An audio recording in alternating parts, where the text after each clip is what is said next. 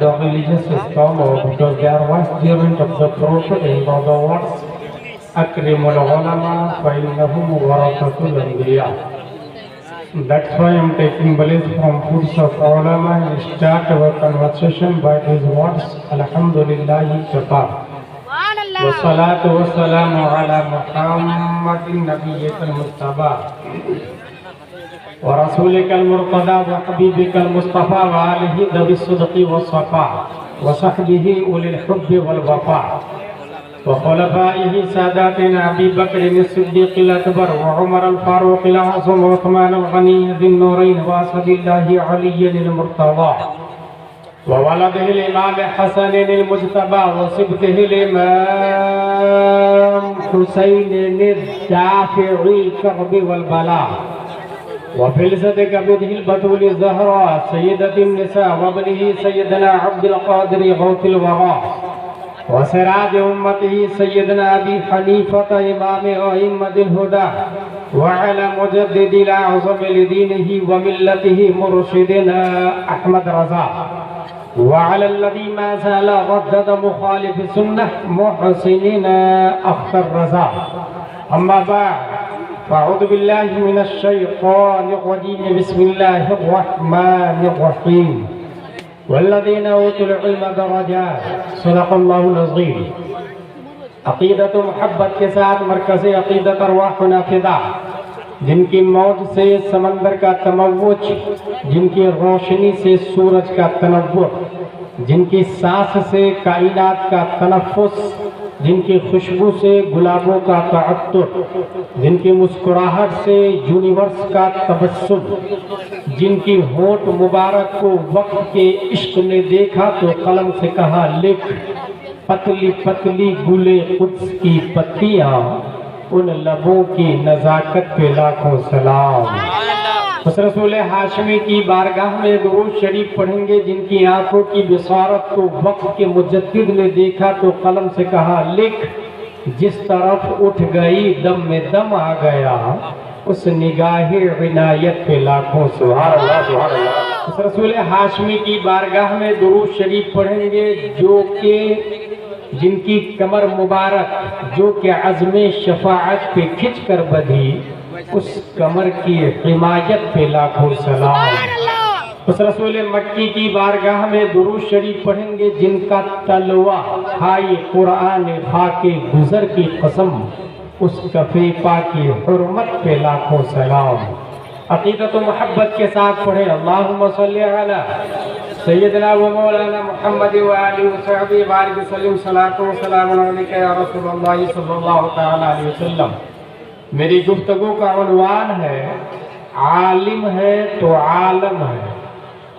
پھر سے سنیں، میری گفتگو کا عنوان ہے عالم ہے تو عالم ہے، عالم نہیں تو عالم نہیں.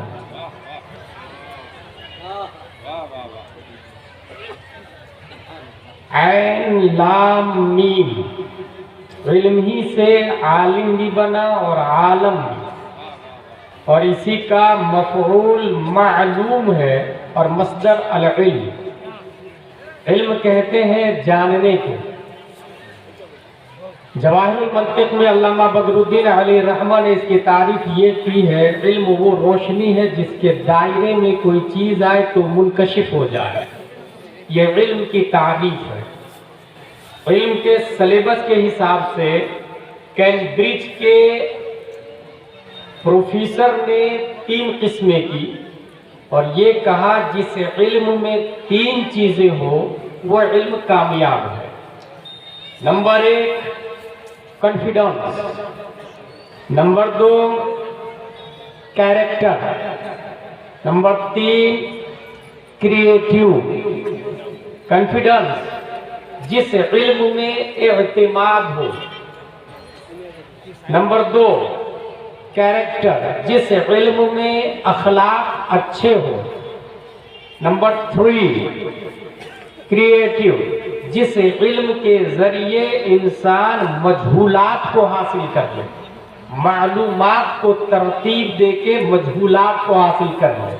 یہ یاد رکھیں آپ لوگ، درس نظامی میں 7 سے 8-9 سالہ کورس، دنیا کا کوئی ایسا کورس اور سلیبس نہیں ہے جو پوری زندگی کے سامنے پیش آنے والے مسائل کا حل بتا دے۔ البتہ یہ ایک چراغ ہے، یہ ایک ٹارچ ہے جو درس نظامی کے نام سے ہے۔ وہ ٹارچ دے دیا جاتا ہے ایک الٹریٹ کے ہاتھ میں، اور وہ الٹریٹ درس نظامی پڑھ کے وہ چراغ حاصل کرتا، چلنا اسی کو رہتا ہے، آندھی طوفان گڈھے کیچڑ سے بچنا اسی کو پڑتا ہے۔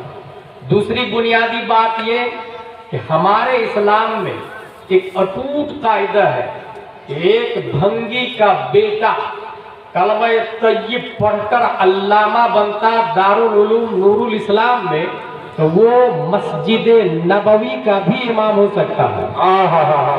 ایک ولی نہیں، نبی کا بیٹا اگر شراب پیتا ہے تو اس اتر دیناج پور کی چھوٹی مسجد کی امامت سے بھی برخاست کر دیا جاتا ہے، کیونکہ ہمارے یہاں سرٹیفکیٹ اور ڈگری کوئی معنی نہیں رکھتی۔ ہمارے یہاں جتنا علم ہے اتنا ہی بڑا علامہ، اور جتنا عمل ہے اتنا ہی بڑا متقی پرہیزگار ہو جاتا ہے۔ اس تمہید کے بعد دوسری بنیادی بات یہ سن لے کہ جلسے کا مقصد ہے سینٹرل پروسیسنگ آف یونٹ۔ انسان ہر شخص کمپیوٹر لے کے پیدا ہوا ہے، بلکہ سائنٹسٹ نے یہ کہا ہے انسان کے دماغ میں 1 million billion giga of bytes data انسان کی میموری میں سیو ہو سکتا ہے۔ اتنا دنیا کا کوئی کمپیوٹر بھی نہیں سیو کر سکتا جتنا کہ انسان کا دماغ سیو کرتا ہے۔ 1 million billion giga of bytes data انسان کے کمپیوٹر میں سیو ہوتا ہے۔ انسان مخلع عن العلوم ہے۔ جلسے کے ذریعے اس کمپیوٹر میں ایمان کا پروگرام ڈاؤن لوڈ کیا جاتا، اپلوڈ کیا جاتا۔ اس لیے جو جلسے میں عقیدت و محبت اور سیکھنے کی نیت سے بیٹھے گا اس کی میموری میں دینیات، صداقت، عدالت، اسلامیات، صلاۃ، صوم اور عشق و محبت کے پروگرام اپلوڈ ہوں گے۔ اور جو اس نیت سے نہیں بیٹھا تو ایک نہیں لاکھوں جلسے میں بیٹھ لے، وہ جاہل کا جاہل رہے گا۔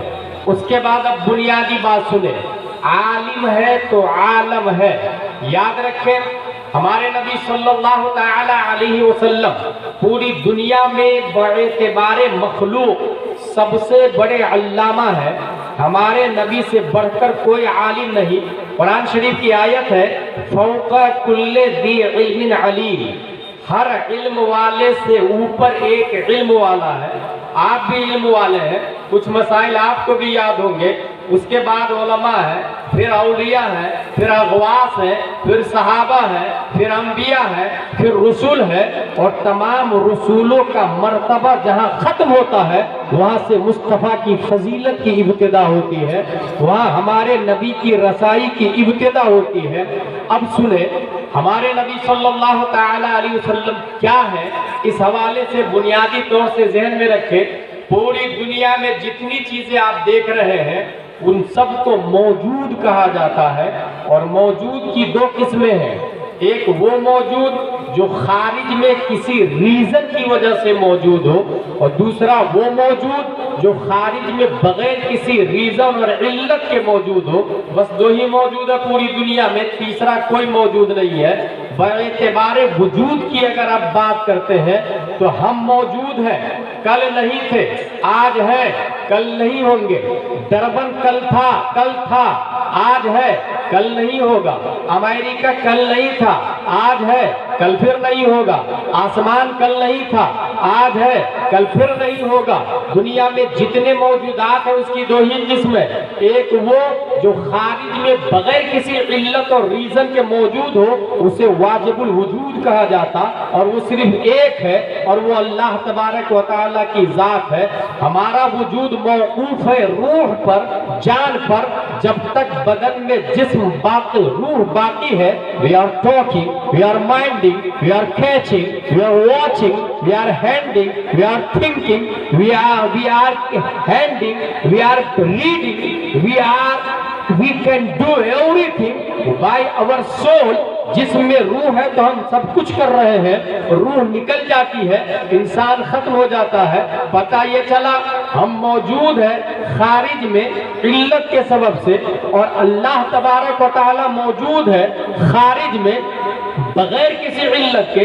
اللہ تبارک و تعالی کسی کی وجہ سے موجود نہیں ہے۔ اب سوال پیدا ہوتا ہمارے نبی کون سی قسم میں داخل ہے؟ واجب الوجود ہمارے نبی ہو نہیں سکتے، کیونکہ واجب الوجود صرف اللہ تبارک و تعالی ہے، اور اللہ کسی کی عبادت نہیں کرتا۔ ہمارے نبی نماز پڑھتے ہیں، روزہ رکھتے ہیں، حج کرتے ہیں، قرآن کی تلاوت کرتے ہیں، ہمارے نبی عبادت کرتے، تو ہمارے نبی واجب ہو نہیں سکتے۔ اور ایسے بھی واجب الوجود صرف ایک ہے، وہ اللہ تبارک و تعالی ہے۔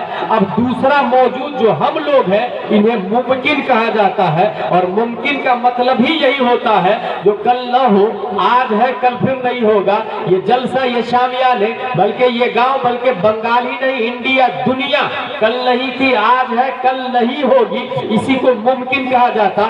سوال یہ ہے کہ ہمارے نبی کون سے قسم میں داخل ہے؟ واجب ہو نہیں سکتے، ممکن سمجھ میں نہیں آ رہے ہیں، کیونکہ ہمارے نبی عبادت کر رہے ہیں اور واجب عبادت نہیں کرتا۔